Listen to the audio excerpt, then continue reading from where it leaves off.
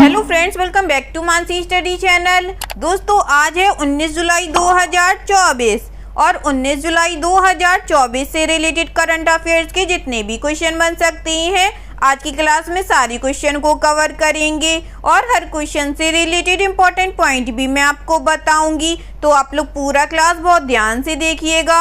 और दोस्तों, ये क्लास आपकी मॉर्निंग सुबह 7 AM पे डेली लाइव आती है। आप सभी लोग सुबह 7 बजे इस क्लास के लिए तैयार रहा करिए। इससे आपकी तैयारी करंट अफेयर्स में बेहतर होने वाली है और आगे आने वाले सभी एग्जाम में आप लोग करंट अफेयर से रिलेटेड जितने भी टाइप के क्वेश्चन एग्जाम हॉल में पूछे जाएंगे, आप उन सभी टाइप के क्वेश्चन का आंसर बहुत इजीली दे पाएंगे। तो चलिए आगे बढ़ते हैं और आज का पहला क्वेश्चन देखते हैं।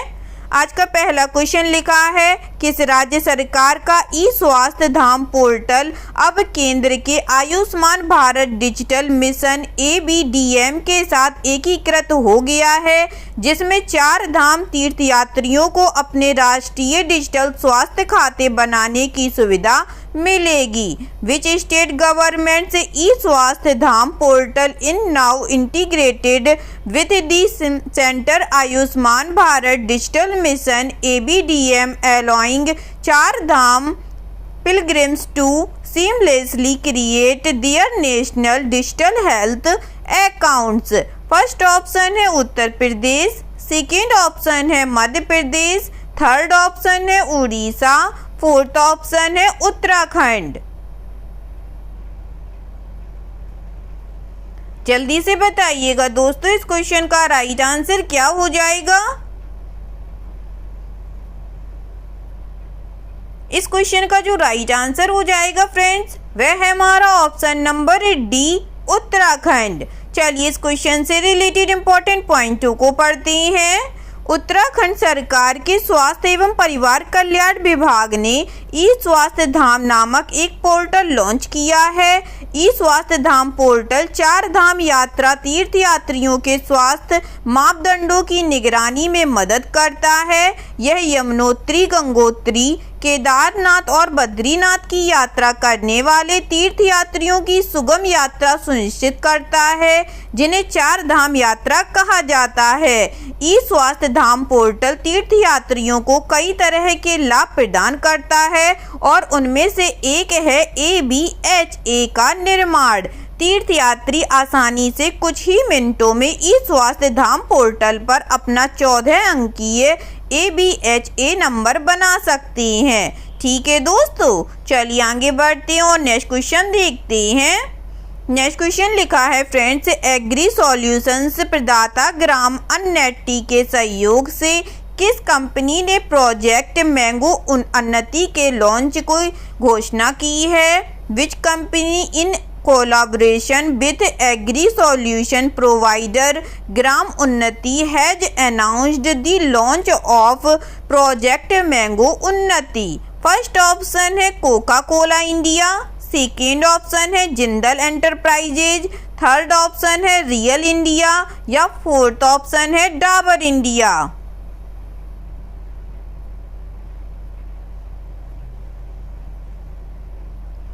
जल्दी से बताइएगा दोस्तों, एग्री सॉल्यूशंस प्रदाता ग्राम अन्नटी के सहयोग से किस कंपनी ने प्रोजेक्ट मैंगो उन्नति के लॉन्च की घोषणा की है। इस क्वेश्चन का जो राइट आंसर हो जाएगा फ्रेंड्स, वह है हमारा option number A, Coca Cola India. चलिए इससे रिलेटेड इंपॉर्टेंट पॉइंटों को पढ़ते हैं। कोका कोला इंडिया ने कृषि समाधान प्रदाता ग्राम उन्नति के साथ मिलकर प्रोजेक्ट मैंगो उन्नति शुरू करने की घोषणा की है। इस पहल का उद्देश्य कर्नाटक में टिकाऊ आम की खेती में क्रांतिकारी बदलाव लाना है, जिसमें अल्फांसो और तोतापुरी किस्मों पर ध्यान केंद्रित किया जाएगा। प्रोजेक्ट उन्नति राज्य बागवानी एजेंसियों जैसी कृषि विज्ञान केंद्र, मैंगो बोर्ड, भारतीय बागवानी अनुसंधान संस्थान और विभिन्न जिलों के विभिन्न बागवानी विभागों के साथ मिलकर काम करेगी। ठीक है दोस्तों, चलिए आगे बढ़ते हैं और नेक्स्ट क्वेश्चन देखते हैं। नेक्स्ट क्वेश्चन लिखा है friends, skill India digital hub portal किसने लॉन्च किया है, जिसका उद्देश्य पारदर्शिता बढ़ाना और पूरे भारत में कौशल विकास के अवसरों तक आसान पहुंच की सुविधा प्रदान करना है। Who has launched the Skill India Digital Hub portal, which aims to increase transparency and facilitate easy access to skill development opportunity across India? First option है जितेंद्र सिंह, सेकेंड ऑप्शन है धर्मेंद्र प्रधान, थर्ड ऑप्शन है अमित शाह, फोर्थ ऑप्शन है जयंत चौधरी।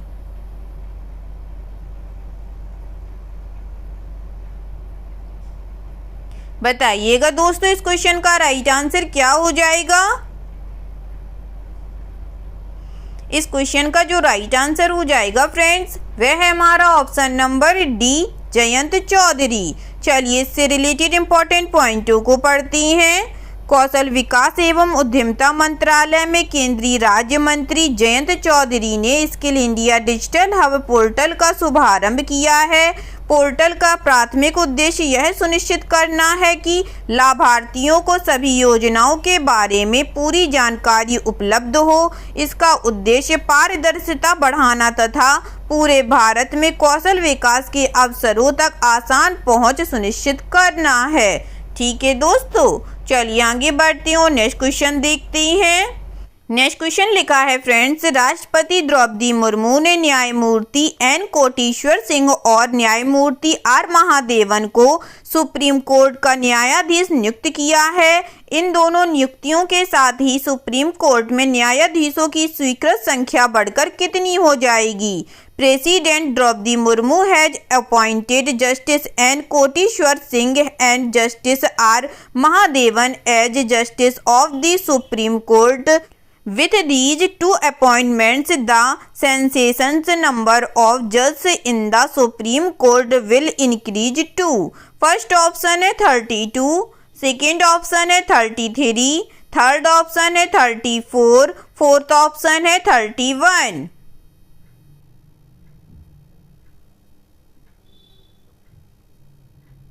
बताइएगा दोस्तों, राष्ट्रपति द्रौपदी मुर्मू ने न्यायमूर्ति N Koteswar Singh और न्यायमूर्ति आर महादेवन को सुप्रीम कोर्ट का न्यायाधीश नियुक्त किया है। इन दोनों नियुक्तियों के साथ ही सुप्रीम कोर्ट में न्यायाधीशों की स्वीकृत संख्या बढ़कर कितनी हो जाएगी?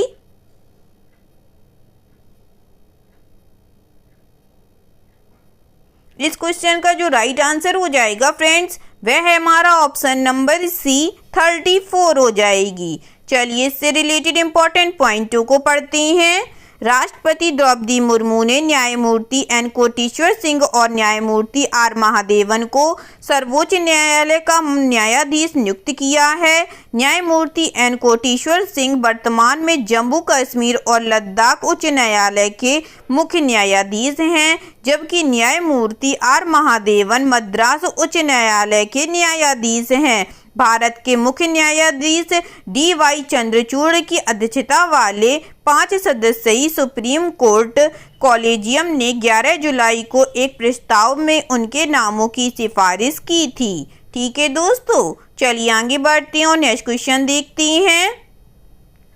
नेक्स्ट क्वेश्चन लिखा है फ्रेंड्स, जुलाई 2024 में किस बैंक ने भौतिक शाखा नेटवर्क, डिजिटल शाखा चैनल, मोबाइल बैंकिंग और नेट बैंकिंग प्लेटफॉर्म को शामिल करते हुए और वॉइस चैनल को एकीकृत करते हुए एक नई वितरण संरचना का अनावरण किया है? इन जुलाई 2024 which bank unveiled a new distribution structure integrating the physical branch network, digital branch channel encompassing mobile banking and net banking platforms and voice channel। First option है HDFC बैंक, सेकेंड ऑप्शन है axis bank, third option है ICICI bank या fourth option है Kotak Mahindra bank.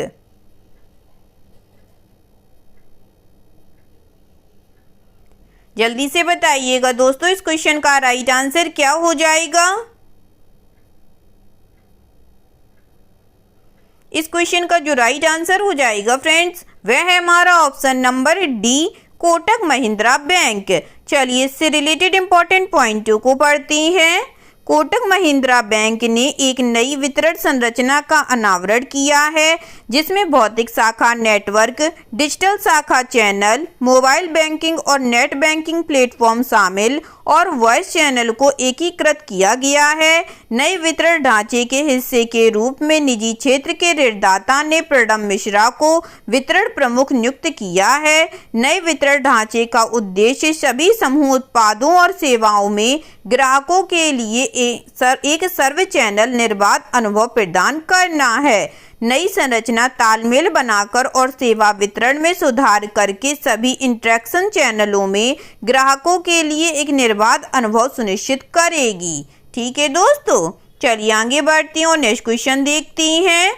Next question लिखा है friends, निम्नलिखित में से किसने खुदरा निवेशकों के लिए सेविंग्स प्लस उत्पाद लॉन्च किया है? Which of the following has launched savings plus product for retail investors? First option है Aditya Birla Sun Life AMC limited. Second option है HDFC asset management company limited. Third option है बजाज फिनसर्व एसेट मैनेजमेंट।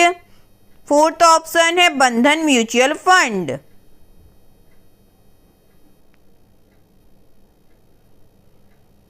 बताइएगा दोस्तों, निम्नलिखित में से किसने खुदरा निवेशकों के लिए सेविंग्स प्लस उत्पाद लॉन्च किया है? इस क्वेश्चन का जो राइट आंसर हो जाएगा फ्रेंड्स, वह है हमारा option number C, Bajaj Finserv asset management. चलिए इससे रिलेटेड इंपॉर्टेंट पॉइंटों को पढ़ते हैं। बजाज फिनसर्व एसेट मैनेजमेंट ने खुदरा निवेशकों के लिए एक नया वित्तीय उत्पाद लॉन्च किया है जो अपनी निष्क्रिय बचत पर रिटर्न प्राप्त करना चाहते हैं। फिनसर्व सेविंग्स प्लस की पेशकश पारंपरिक बचत खातों और अधिक आकर्षक निवेश विकल्पों के बीच की खाई को पाटने का प्रयास करती है। सेविंग्स प्लस निवेशकों को अपने बचत खातों में अधिशेष नकदी की पहचान करने और इसे Bajaj Finserv AMC liquid fund और ओवरनाइट फंड में निवेश करने की सुविधा देता है। ये फंड प्रतिस्पर्धी रिटर्न का वादा करते हैं और बचत खातों से उपयोगकर्ताओं की अपेक्षा के अनुरूप तरलता बनाए रखते हैं। ठीक है दोस्तों, चलिए आगे बढ़ते हैं और नेक्स्ट क्वेश्चन देखते हैं। नेक्स्ट क्वेश्चन लिखा है फ्रेंड्स, नलथम्बी कैलेसएलवी को निम्नलिखित में से किस संगठन में दूसरी बार महानिदेशक नियुक्त किया गया है? Nallathamby Kalaiselvi has been appointed as director general for the second time in which of the following organisation? First option है वैज्ञानिक और औद्योगिक अनुसंधान परिषद। सेकेंड ऑप्शन है भारतीय चिकित्सा अनुसंधान परिषद। थर्ड ऑप्शन है steel authority of India limited या फोर्थ ऑप्शन है रक्षा अनुसंधान एवं विकास संगठन।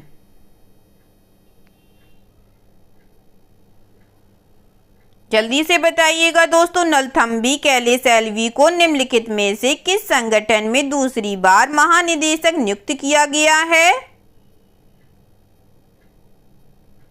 इस क्वेश्चन का जो राइट आंसर हो जाएगा फ्रेंड्स, वह है हमारा option number A, council of scientific and industrial research. चलिए इससे रिलेटेड इंपॉर्टेंट पॉइंटों को पढ़ते हैं। वैज्ञानिक तथा औद्योगिक अनुसंधान परिषद की पहली महिला महानिदेशक नल्लाथम्बी कैलेसएलवी को 2 वर्ष का सेवा विस्तार दिया गया। उन्हें उसी वर्ष अप्रैल में शेखर मांडे की सेवानिवृत्ति के बाद अगस्त 2022 में इस पद पर नियुक्त किया गया था। वह वैज्ञानिक एवं औद्योगिक अनुसंधान विभाग में सचिव का कार्यभार भी संभालेंगी। कैलेसएलवी का 25 वर्षों से अधिक का शोध कार्य मुख्य रूप से विद्युत रासायनिक ऊर्जा प्रणालियों और विशेष रूप से इलेक्ट्रोड सामग्रियों के विकास तथा ऊर्जा भंडारण उपकरण संयोजन में उनकी उपयुक्तता के लिए इन हाउस तैयार इलेक्ट्रोड सामग्रियों के विद्युत रासायनिक मूल्यांकन पर केंद्रित है। ठीक है दोस्तों, चलिए आगे बढ़ते हैं और नेक्स्ट क्वेश्चन देखते हैं। नेक्स्ट क्वेश्चन लिखा है फ्रेंड्स, पॉल कागमे किस देश के राष्ट्रपति के रूप में चौथी बार पुनः चुने गए हैं? Paul Kagame reelected for the 4th term as president of which country? First option है रवांडा, सेकेंड ऑप्शन है युगांडा, थर्ड ऑप्शन है ब्रूंडी, फोर्थ ऑप्शन है तंजानिया। बताइएगा दोस्तों, पॉल कागमे किस देश के राष्ट्रपति के रूप में चौथी बार पुनः चुने गए हैं? इस क्वेश्चन का जो राइट आंसर हो जाएगा फ्रेंड्स, वह है हमारा ऑप्शन नंबर ए रवांडा के। चलिए इससे रिलेटेड इंपॉर्टेंट पॉइंटों को पढ़ते हैं।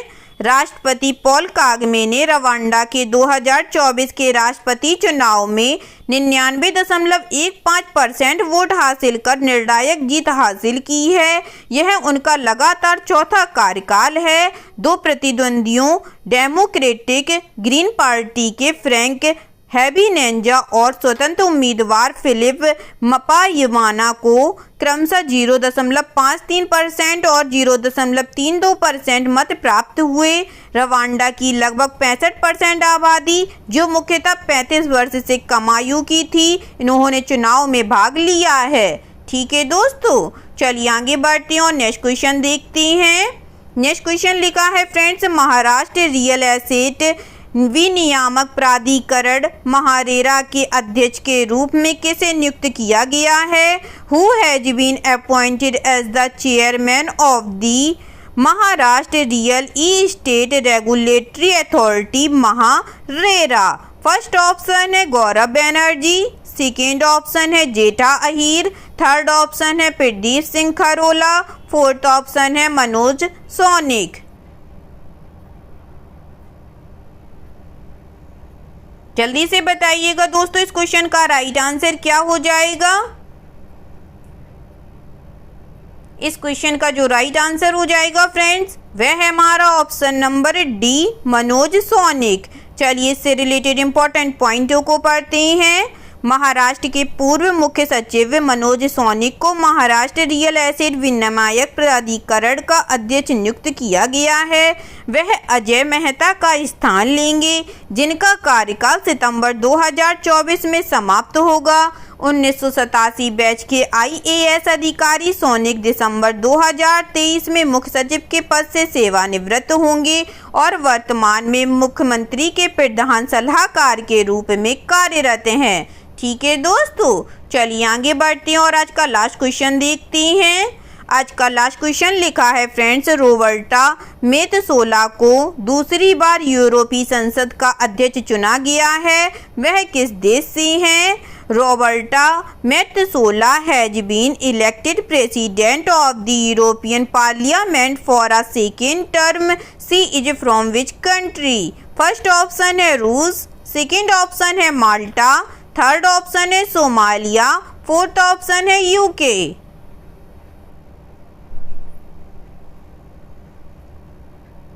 बताइएगा दोस्तों, रोबर्टा मेत्सोला को दूसरी बार यूरोपीय संसद का अध्यक्ष चुना गया है। वह किस देश से हैं?